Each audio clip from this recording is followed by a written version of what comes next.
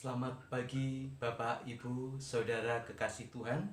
Selamat bertemu kembali dalam Renungan Pagi Kamis 18 Agustus 2022.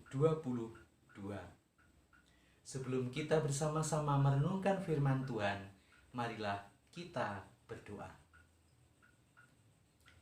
Bapa Surgawi, Allah sumber cinta kasih, kami bersyukur kepadamu ya Tuhan, atas hidup anugerah-Mu pada pagi ini. Karena Tuhan telah memberikan kami kesempatan untuk menikmati hari baru pemberian Tuhan. Sebagai dasar segala aktivitas kami hendak mendengarkan firman Tuhan. Berkatilah kami, berikan kami terang Roh-Mu yang kudus, agar kami mengerti kehendak Tuhan. Dalam nama Tuhan Yesus Kristus kami berdoa. Amin.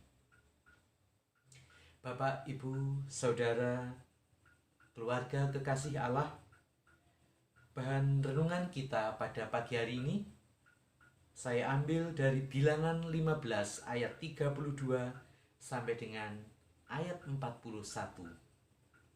Adapun nas pembimbing saya bacakan ayat 35 yang demikian.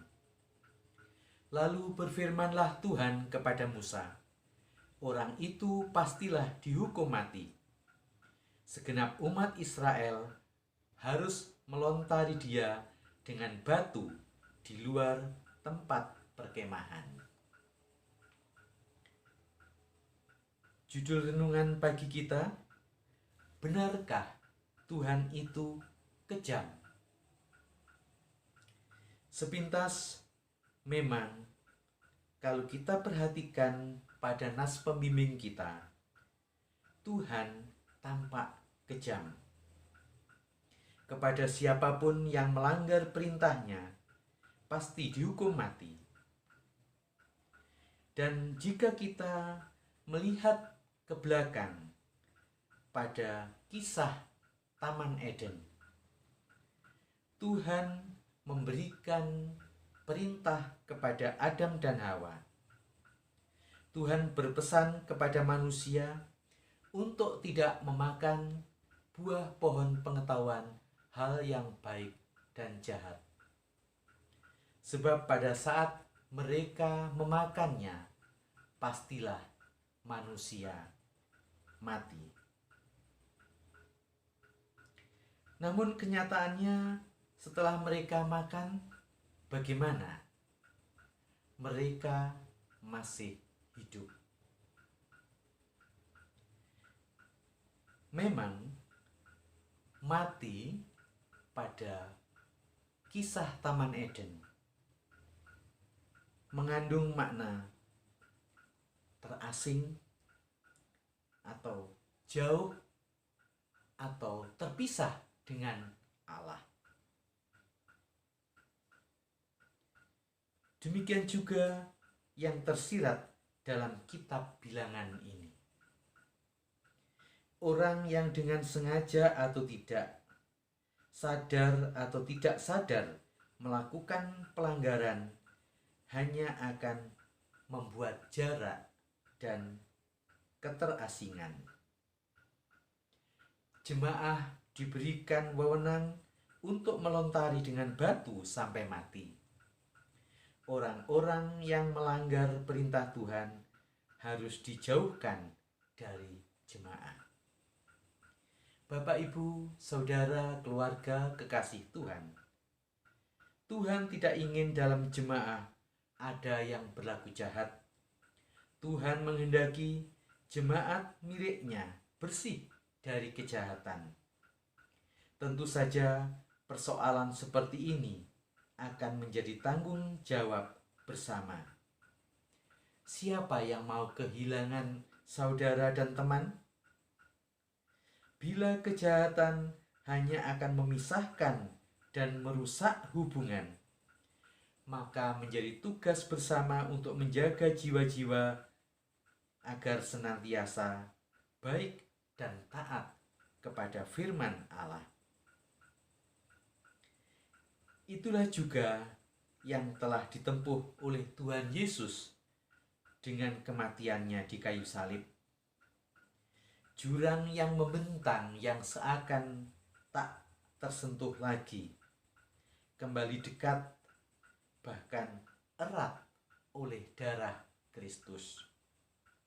Darah Tuhan Yesus yang mendamaikan dari perseteruan yang ada. Oleh darahnya, kita orang percaya diperdamaikan dan dekat kembali dengan Tuhan. Lalu bagaimana? Apakah Tuhan kejam? Tidak.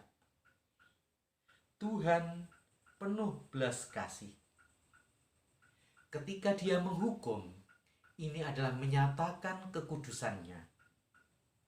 Bahwa kekudusan tidak mungkin akan membiarkan dosa terus hidup.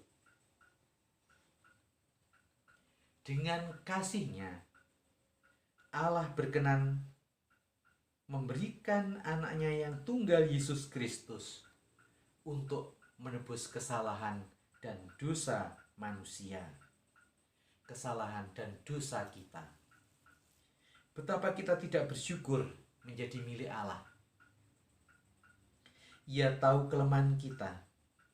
Ia berkenan membenarkan kita karena iman kepada anaknya yang tunggal, Tuhan Yesus Juru Selamat kita. Amin. Mari kita berdoa.